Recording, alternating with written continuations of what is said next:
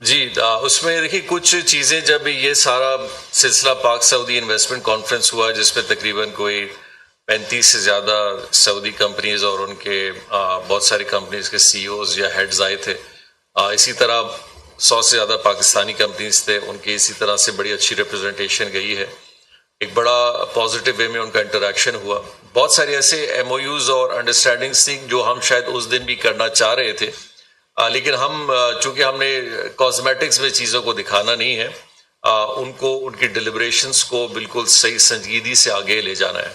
strategy ہماری یہی تھی کہ انشاءاللہ اس کی کنٹینیوٹی میں ہماری ایک ٹیم ٹی ڈیپ کی بھی ایگرو ریلیٹڈ سعودی میں آج موجود ہے، وہاں گئے ہیں،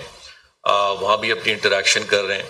اور انشاءاللہ تعالی جیسے سعودی ہائی ڈیلیگیشن کا ایک وزٹ پاکستان کا ہوگا،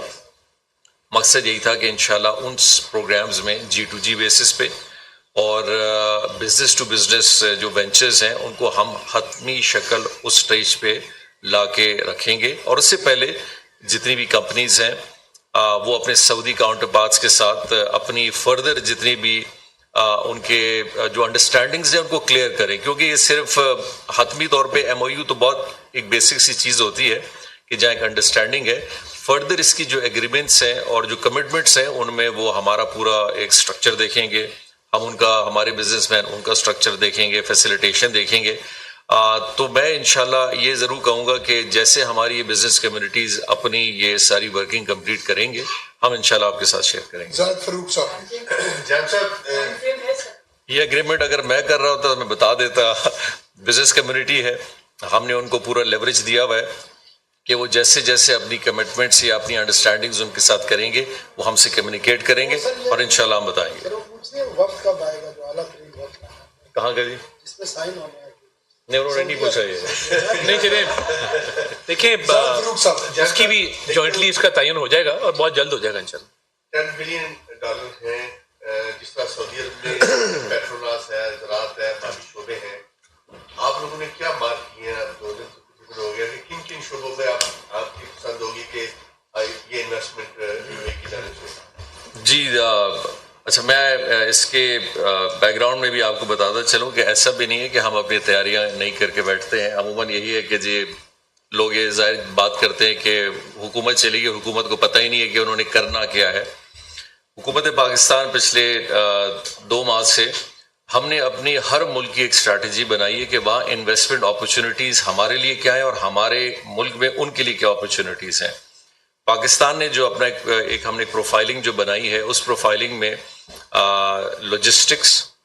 پورٹ فیسیلیٹیشنز، انرجیز میں رینیوبل ہے، ٹرانسمیشن ہے، اسی طرح ہمارا ایگریکلچر کا ایک بہت بڑا کمپوننٹ ہے ان کے ساتھ،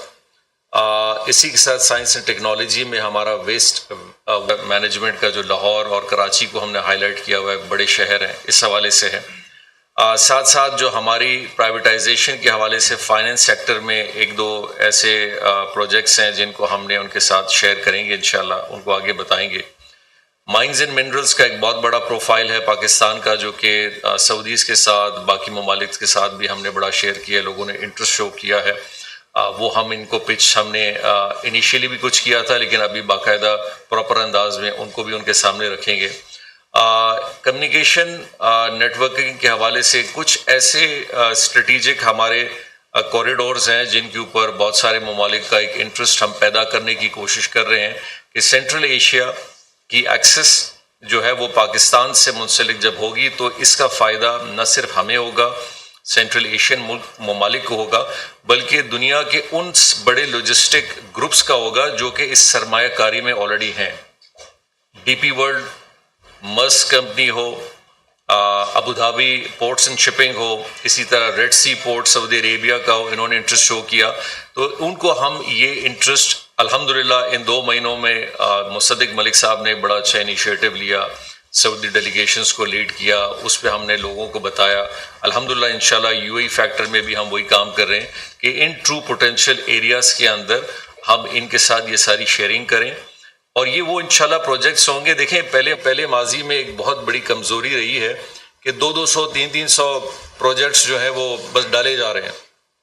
اور ان پروجیکٹس کی نہ کوئی صحیح اہمیت ہے، نہ ان پہ کوئی ورکنگ ہوئی ہے، نہ ان کی کوئی افادیت ہے، اور اسی طرح کمپنیز بھی ہوتے تھے،